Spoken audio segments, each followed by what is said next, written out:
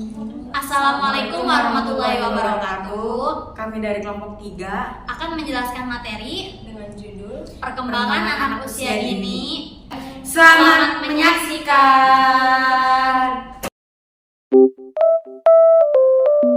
Sebelum kita masuk ke materi, yuk ketahui terlebih dahulu apa perbedaan pertumbuhan dan perkembangan. Nah, adapun materi yang pertama itu mengenai ruang lingkup pada perkembangan anak usia dini. Sebagian orang menganggap bahwa pertumbuhan dan perkembangan memiliki arti yang sama, padahal pertumbuhan dan perkembangan memiliki arti yang sangat jauh berbeda. Dalam Kamus Besar Bahasa Indonesia atau KBBI, pertumbuhan memiliki arti kata yaitu timbul atau hidup, bertambah besar ataupun sempurna. Nah, sedangkan secara istilah, pertumbuhan adalah perubahan secara kuantitatif yang terjadi pada fisik manusia berdasarkan beberapa faktor, baik internal ataupun eksternal. Nah, perubahan kuantitatif di sini dapat diukur atau dinyatakan dengan satuan dan dapat diamati dengan jelas. Nah, sedangkan arti dari perkembangan itu sendiri dalam Kamus Besar Bahasa Indonesia atau KBBI, perkembangan memiliki arti yaitu memekar atau membentang. Nah, secara ilmu psikologi, perkembangan memiliki arti perubahan secara kualitatif pada ranah rohani dan jasmani manusia yang saling berkesinambungan menuju ke arah yang lebih baik ataupun sempurna. Kemudian, apa sih yang dimaksud dengan anak usia dini? Menurut beberapa ahli, anak usia dini dapat diartikan sebagai yang pertama, menurut Beckler and Snowman menyatakan bahwa anak usia dini berkisar pada usia 3-6 tahun. Yang kedua, pada Undang-Undang Pendidikan Nasional Nomor 20 Tahun 2003 Pasal 1 ayat 14 menyatakan bahwa anak usia dini berkisar pada usia 0-6 tahun. Dan adapun yang terakhir, menurut Bradingham, seorang ahli pendidikan menyatakan bahwa anak usia dini berkisar pada usia 0-8 tahun. Berdasarkan hasil penelitian, berkisar 40% perkembangan manusia terjadi pada usia dini. Nah, usia dini juga sering dikatakan sebagai usia emas atau golden age. Oleh karena itu, pada usia dini ini perlu perhatian lebih atau maksimal dari orang-orang yang ada di sekitar anak. Lalu, bagaimana sih proses perkembangan anak usia dini? Adapun perkembangan yang terjadi pada seseorang bermula di mana seseorang masih dalam kandungan seorang ibu, kemudian terlahir ke dunia ini. Adapun tahap-tahap perkembangan pada anak usia dini, yang pertama yaitu ada fase oral di mana anak berusia 0-1 tahun, yang kedua yaitu fase anal di mana anak berusia 1-3 tahun, yang ketiga yaitu fase palik di mana anak berusia 3-5 tahun, yang keempat yaitu fase laten di mana anak berusia 5-10 tahun, dan yang terakhir yaitu fase genital di mana anak berusia 10 tahun sampai dengan remaja. Nah, hal-hal yang perlu diperhatikan atau yang dapat diamati pada perkembangan anak usia dini, yang pertama adanya perubahan fisik, yang kedua mental, ketiga emosional, yang keempat sosial, perilaku, karakteristik, dan keunikan yang ada pada setiap anak. Apa saja aspek yang ada pada perkembangan anak usia dini?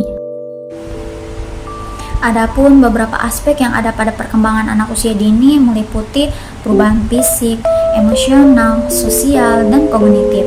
Selaras dengan apa yang dinyatakan oleh Santrop, ia menjelaskan bahwa perkembangan pada anak usia dini meliputi beberapa aspek. Yang pertama, sosial emosional, perubahan fisik, kognitif, konteks sosial, bahasa, moral, identitas diri individu, dan gender.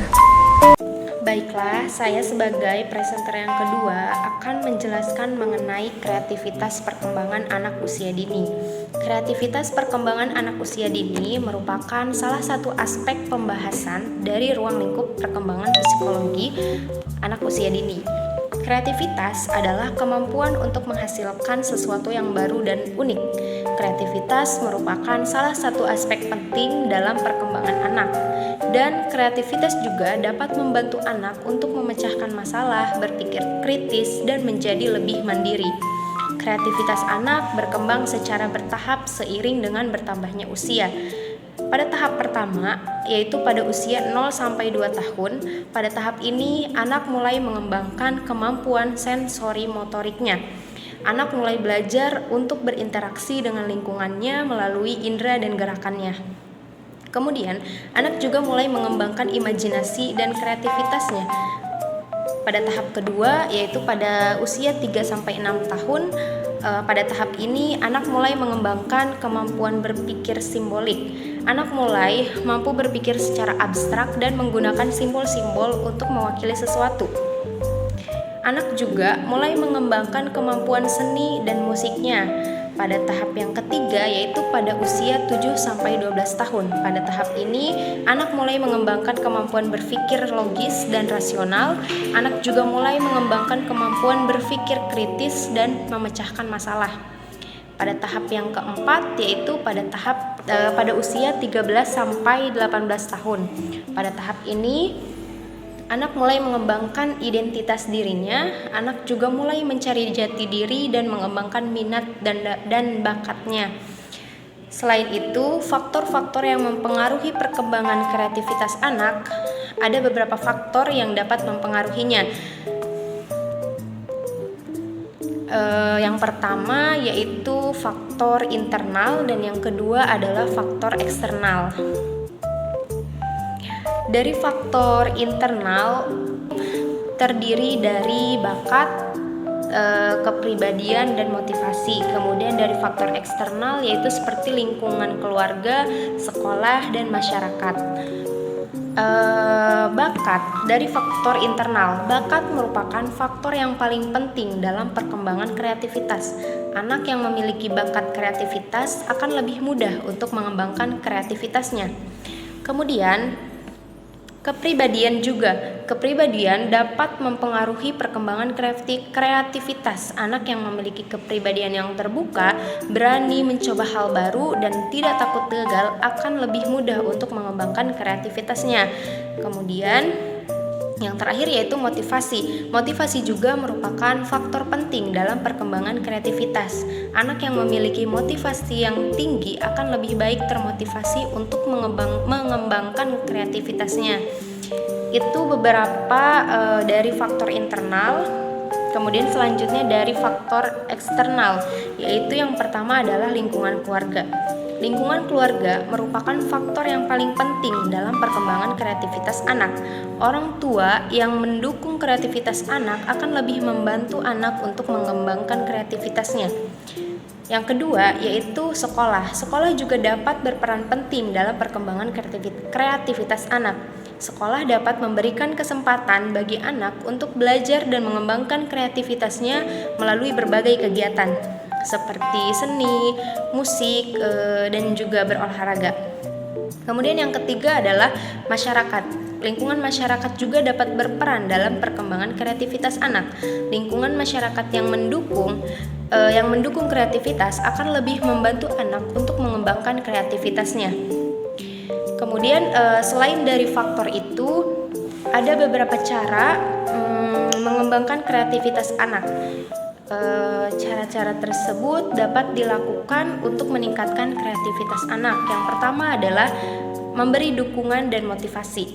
Orang tua dan guru harus memberi dukungan dan motivasi kepada anak untuk mengembangkan kreativitasnya.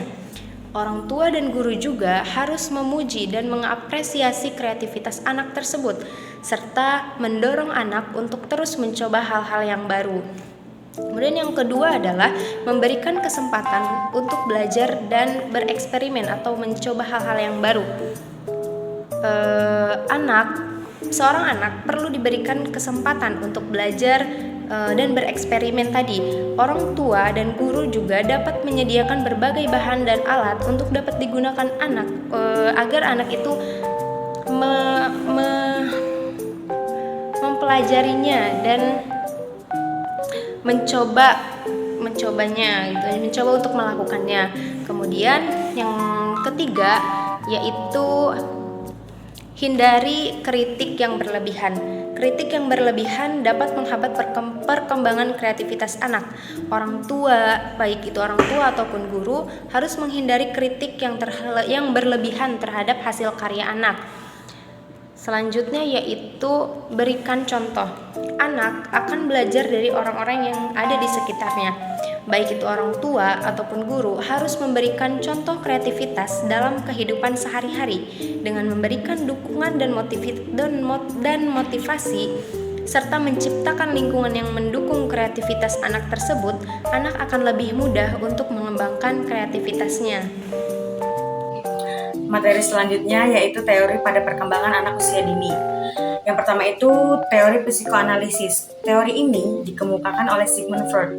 Ia mengemukakan bahwa pentingnya pengalaman masa kanak-kanak ini memotivasi di bawah sadar dalam mempengaruhi perilaku seseorang. Dan yang kedua ini teori psikososial atau psikodinamika. Teori ini dikemukakan oleh Erik Erikson. Pada dasarnya, tahapan perkembangan psikososial ini menekankan perubahan perkembangan sepanjang siklus kehidupan manusia. Dan yang ketiga ini teori kognitif. Teori ini dikemukakan oleh John Piaget. Teori ini berfokus pada pola pikir seseorang. Ide pokok Piaget ini, cara anak berpikir berbeda dengan orang dewasa. Dan yang keempat ini teori perilaku dan belajar sosial. Menurut Albert Bandura, teori ini mempercayai bahwa seorang anak mendapatkan informasi dan kemampuan skill baru dengan mengamati perilaku orang sekitarnya. Dan yang keenam ini, teori ini juga berpandangan bahwa perkembangan anak terdiri dari 3 sistem. Yang pertama itu lingkungan, yaitu mikrosistem meliputi lingkungan tempat tinggal. Ekosistem itu meliputi sistem sosial yang lebih besar di mana anak tidak terlibat interaksi secara langsung, dan mikrosistem ini meliputi sistem lapisan terluar dari lingkungan sekitarnya. Dari ketiga sistem ini akan membantu dalam membentuk mental dan ciri-ciri fisik seseorang.